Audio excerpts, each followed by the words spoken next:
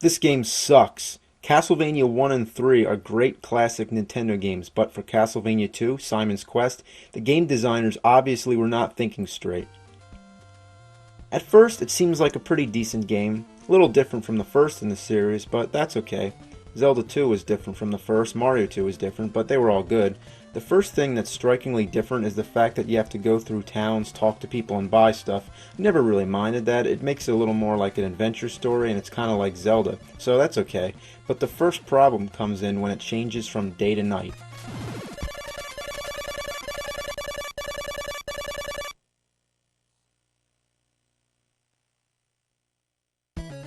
Why does this need to happen so often? Like every 5 minutes? Why does it take so long? Nobody feels like sitting through this every time. How would you like it if you were playing a game and then every 5 minutes I came over and paused it, then counted 10 tedious seconds and then let you continue to play the game? Now, I mean, why did they think that that would be a good idea and interrupt the gameplay? Did they think it would be more realistic? I mean, in real life, I don't have to stop in my tracks when the sun sets and a fucking box doesn't pop up in the air. I mean, this is one of the most annoying features in any game ever. What's the point? Yeah, I mean, the monsters are stronger at night and the stores are closed, but why is that necessary and why does the game have to stop? It's fucking retarded. And why do you have to die when you fall in the water? That's the stupidest thing I've ever seen. This guy can go all over fighting hordes of evil monsters, but he can't even fucking swim?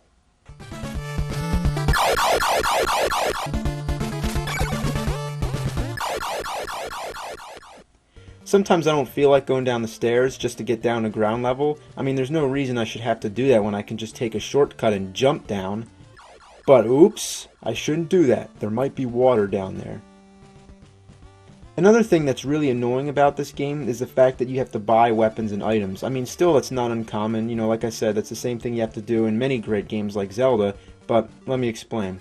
Here you have to collect hearts, which count as money. I mean, that's kind of odd, because usually hearts count as life or energy, you know, so that's kind of strange, but, you know, that's not the point. The point is that the items you need to buy are too fucking expensive, and the hearts don't add up enough. It takes too long to get enough of them to buy something, and it gets boring wandering around killing the same monsters over and over again just so you can buy a flame whip or something. Speaking of flame whip, that's pretty weird itself, isn't it? I mean, they were really being creative with that one, the flame whip.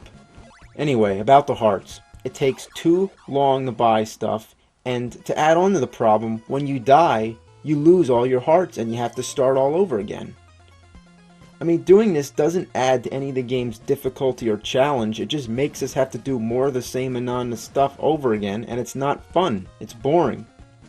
Oh look, I finally got enough hearts to go and buy a plant that I need to cross the swamp. Now let me get to the store. Oh shit, it's fucking nighttime. Now the stores are all closed and I have to wait for it to turn day again. Oh well, I might as well kill some zombies in the meantime and stock up on some more hearts. Oh shit, now I gotta start all over again. One of the worst things in the game are the pitfalls, which are areas where there's like stones or blocks that look like you could walk on them, but instead you just fall through. It's impossible to tell where these spots are the first time walking through, so you just have to keep throwing holy water all over to see where they are. It's retarded. Why should I have to do that? Again, it doesn't add up to any of the fun, challenge of the game. It's just unfair and it's annoying.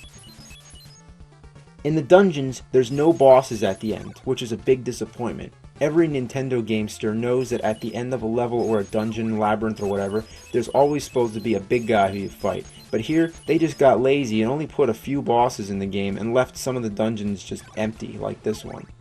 So most of the dungeons you go through, the mansions to be exact, there's nothing at the end except for a crystal orb that you can't touch. In the rest of the Castlevania games, the tradition goes like this. You fight a boss, you defeat him, then an orb comes down, and you touch it. There you go, on to the next level. But in Castlevania II, how would you ever figure out that you're supposed to throw an oak stake at that orb? I mean, when you first get the oak stake, you assume it's a weapon, and you throw it only to find that it does absolutely nothing, and that you waste it by throwing it, so you have to get it all over again.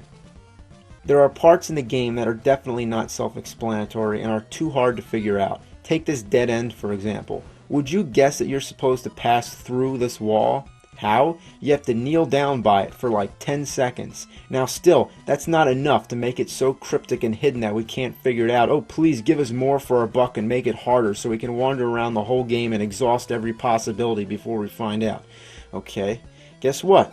You need to have a red crystal selected and be kneeling down and wait a little while before this magic tornado comes and takes you to the next part of the game.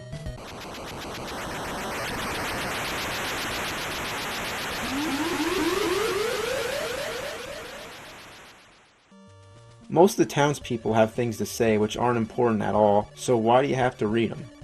Here in the dungeons, there's books that you may find which actually give you clues about things in the game that you may need to know about, but when I find these books half the time it's by accident, so I may hit the button and cancel it out, which means that I don't even get to read it and I don't have a second chance. Why can't I do that when it changes from day to night? That would actually be helpful. So what the game designers figured is this. It isn't absolutely necessary for me to read about how to find Dracula's castle or what I'm supposed to do with an oak stake, but what I do need to read, again and again constantly, is the morning sun has vanquished the horrible night. How about vanquish this horrible game? The only sure way to get through this awful game is to enter a code, but even that is way more tedious than it should be. While most of the Castlevania games have symbols you enter for a code, this one just has a whole bunch of numbers. I mean, like, one of those little parts would be enough for a password, but why 4? Like, why so many? In general, I hate games that have passwords like this because sometimes they have uppercase and lowercase letters. Like, the L's, you know, look like I's, the zeros look like O's, the 8's look like 5's. So, you know, why does there have to be so many digits? You know, like, why can't it just be numbers or something? Like, you know, just numbers and not letters. I mean, it takes me like 5 minutes to enter this code when it should only take like 5 seconds. It's friggin' stupid. Okay, so say we enter the code and we go to Dracula's castle. You'll be pretty disappointed how anticlimactic this game is. It isn't even worth putting in a code, let alone playing the whole game all the way through, which if you did, I feel bad for you. I mean, first of all, there's no enemies in Dracula's castle. You just walk all the way through, and the only obstacles are just like going up and down steps, which won't hurt you, and they aren't challenging either. They're just tedious. I mean, what the hell is the point of going through the castle if there's nobody to fight? Did the game designers just like run out of time or something? So then you get up to Dracula, and guess what? He doesn't look anything like Dracula. Instead, he looks like a Grim Reaper, and he throws sickles. I mean, did the people who made this game even know what Dracula is? He's a fucking vampire. Alright, on top of everything, Dracula's way too easy. Check this out. This is a trick that I discovered myself, and so could you without the help of any strategy guide. When Dracula first appears, he stands there for a while, and he gives you plenty of time to land lots of free hits. Not only does he stand there for a long time, but everything that hits him will stun him and give you even more time.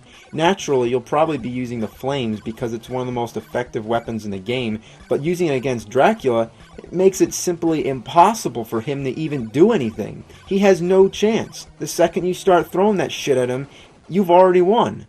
I mean, why is it that easy? Did they even test this shitty game out before they released it? What a piece of shit.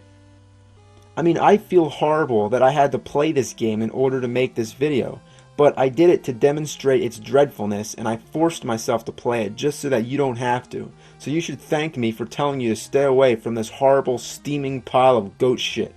I mean, I know it's useless complaining about a game that was made back in the late 80s or earlier 90s or whatever, but it just blows my mind how fucking horrible it is. I mean, it's consistently annoying. Why? Why is it so bad? If all these problems were changed, then we'd have a great trilogy of classic Castlevania games, but history is history, and we might as well try to count Castlevania III as, you know, the second in the series, and leave this awful piece of horseshit alone, as it stands today as one of the biggest fuck-ups of all time. Thank you for listening. Good night. The ending sucks too.